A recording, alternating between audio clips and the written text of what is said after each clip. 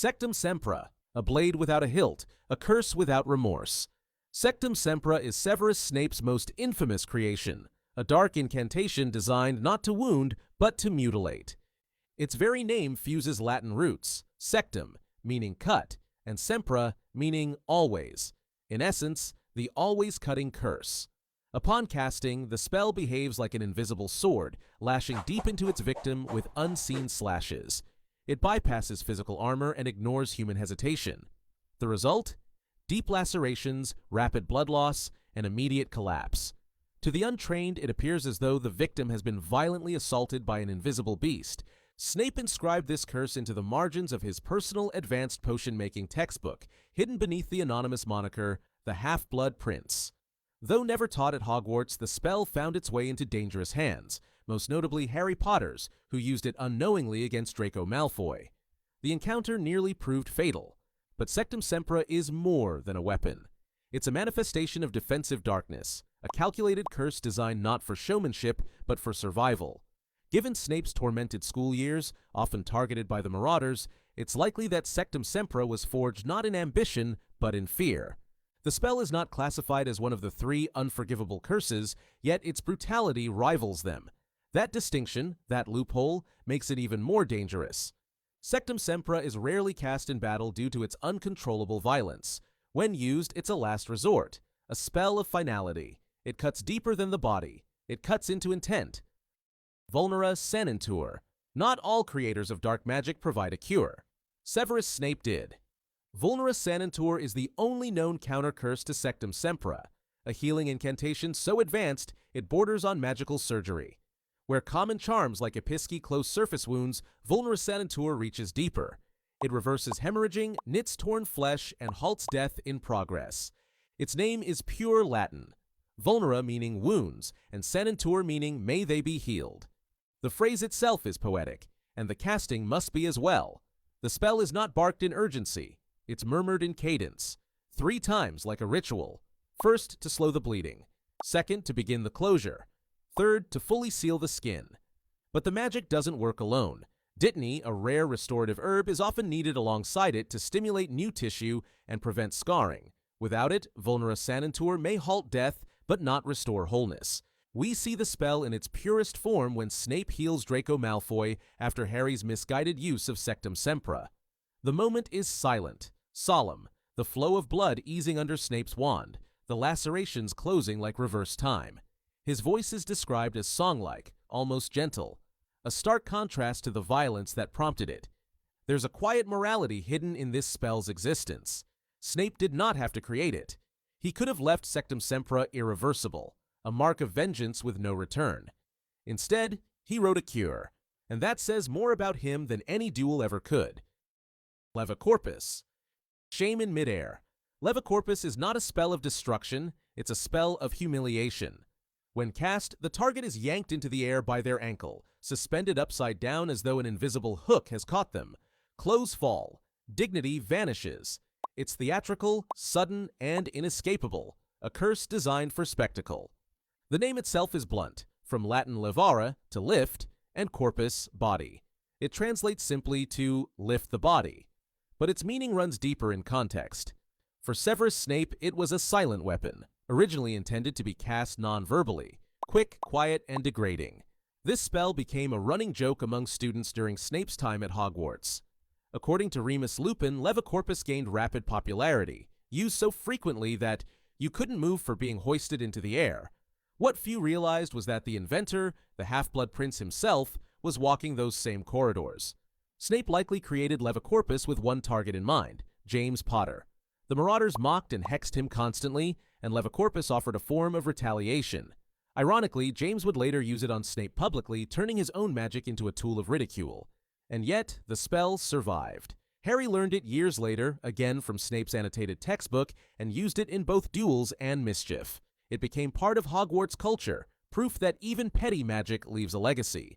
There's no physical harm caused by Levicorpus, but its damage is psychological. It flips the victim, strips their control, and makes them an exhibit. Not painful, but profoundly exposing. A perfect spell for someone who spent years being laughed at. Libra Corpus. What Levicorpus begins, Liberacorpus ends. This is the release spell, a silent reversal designed to return the suspended body to the ground, often without warning or grace. The etymology is again Latin, liberare meaning to free, and corpus meaning body. Together, free the body. The pairing of these two incantations reveals something crucial about Snape's spellcraft. His magic was not only meant to afflict but also to undo. For every lash, a latch. For every humiliation, an exit. We see this spell used most notably when James Potter, after publicly humiliating Snape with Levicorpus, reluctantly lowers him at Lily Evans' request. Liberacorpus is rarely taught, rarely referenced, and rarely understood outside its original context. Muffliato. Silence is power. Muffliato is how you keep it. This charm fills the ears of everyone nearby with a soft, indistinct buzzing, like the faint hum of static or distant flies. Not painful, not suspicious, just enough to mask conversation. The mechanics are subtle but deliberate. Unlike a silencing charm which prevents sound from leaving the speaker, Muffliato targets the listener. It doesn't mute the room, it clogs the air between. Conversations can be held in plain sight, and no one hears a word. The name comes from the same linguistic root as muffle, to dampen sound, with the invented suffix iato lending a pseudo-Italian finish, as if disguising its true intent behind civility. Snape designed this charm for secrecy. Less attack, more advantage. For a student constantly under scrutiny and likely conducting potion experiments, private discussions, or covert spellcraft, Muffliato was essential. Decades later, it was passed unknowingly to Harry Potter. He and Hermione used it often, whispering tactics, scheming undetected, speaking names that shouldn't be overheard. In a school where walls sometimes listen and ghosts float uninvited, Muffliato became one of the most useful defensive tools in their arsenal. And yet, it was never taught at Hogwarts, not officially. That's because Muffliato violates a sacred boundary in wizarding education, the right to listen. Langlock.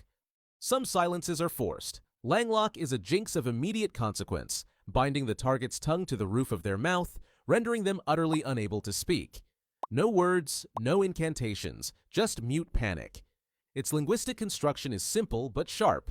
Lang from language or lingua, Latin for tongue, and lock meaning exactly that.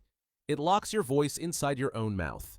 Snape designed Langlock with utility in mind, a restraint tool in both verbal combat and actual dueling. In a world where spellcasting depends on speech, this charm disarms without disarming. The wand stays in hand, but becomes useless.